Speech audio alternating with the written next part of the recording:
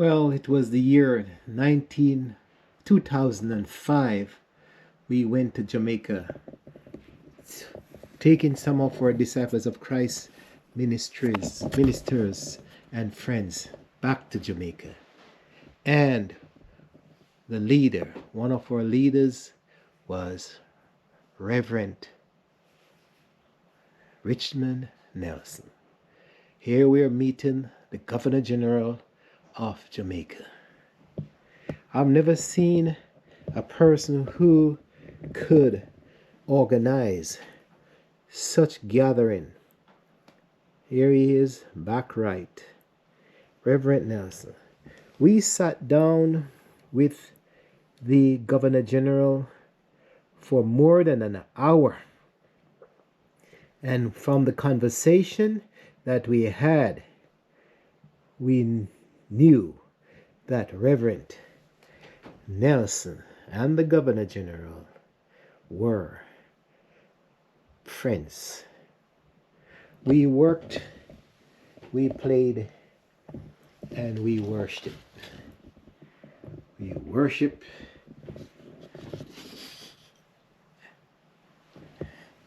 And so that was who Reverend Nelson was. He was my friend. He was my teacher.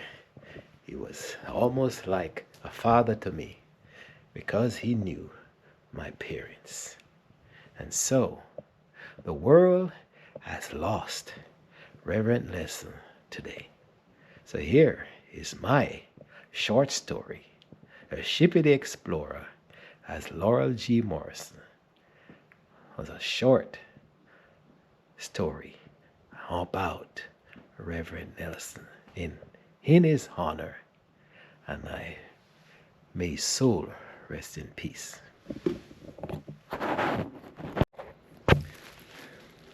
Hello folks, this is Laurel G. Morrison and Shippy the Explorer coming to you today with some sad news on that our great teacher and Reverend Dr.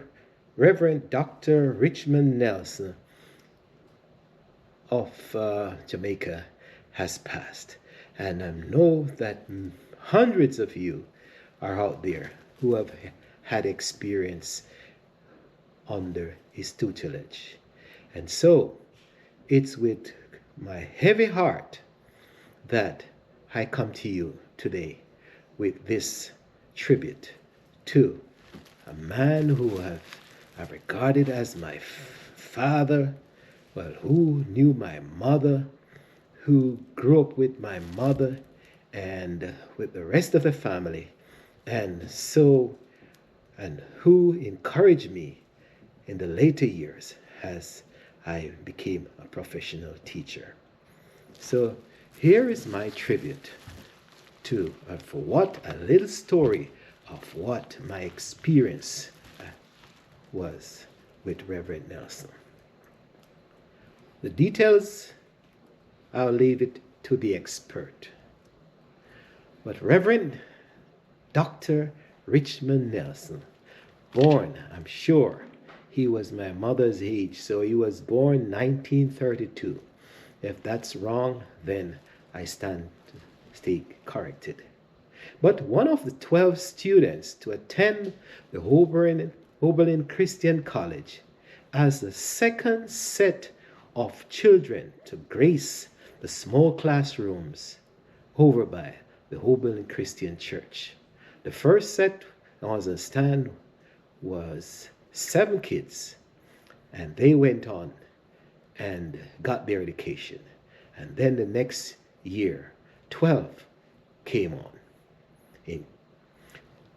I talk from experience, for my own mother, Lynette Giscombe, and her friend, Gloria Morris, were part of that group. Oberlin was formed not only to educate the kids of the area, but the wider area, and if possible, the whole of Jamaica. Make it possible that they mold minds to become religious ministers. And those days, I think, was mainly for the male. I do not have to tell you that Mr. Nelson went on to be one of those to be ordained as a religious minister. After many years of ministering to the small ministries all over Jamaica, up in the hills, up in St. Catherine, up in St. Thomas, up in St. Andrew, and all over, Mr. Nelson came back to Oberlin as a member of staff. Past student came back to Oberlin as a member of staff. In short, he climbed the rank to head mastership. And there started one of the greatest expansion in student, staff, and building at the campus, on the campus.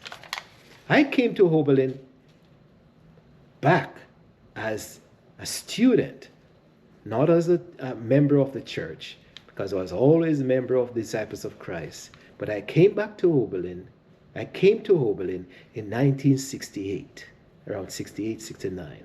And by 1972, was on staff as the only lab technician. After a period at CAST, College of Arts, Science and Technology, it was no other than Reverend Nelson who encouraged me to return as a teacher back to Oberlin to start up the technical education department, where we would teach young boys and girls how to do technical drawing, and actually that would expand into the knowledge of how to start up a house and build homes. And so that was an instrumental program that I started up under his instruction. My stay was brief, but the impact was extraordinary. I met new friends, some of whom are friends for life. Reverend Nelson did not only give the opportunity to me, but in the meantime, he inquired of my family and friends, family and parents, for and other members of my younger days. And growing up with them, he knew my parents, and he was kind and encouraging, sharp and witty and jovial. Dr. Nelson did not only lend himself to Oberlin, the Christian Church Disciples of Christ, now the United Church of Christ of Grand Cayman, but even to the wider world. All connections with one another. We are going to miss one of the greatest minds of our contemporary years. The world will lose a tremendous collection of knowledge when you really think about it. And now, may we say, may his soul rest in peace as he goes to his God for his final rest. May I, as a past student and friend of Reverend Nelson, live a life worthy as our dear friend and coach. And may his soul rest in peace, and allow our tears to be, as they are sad, they are also tears of joy that we knew a great man.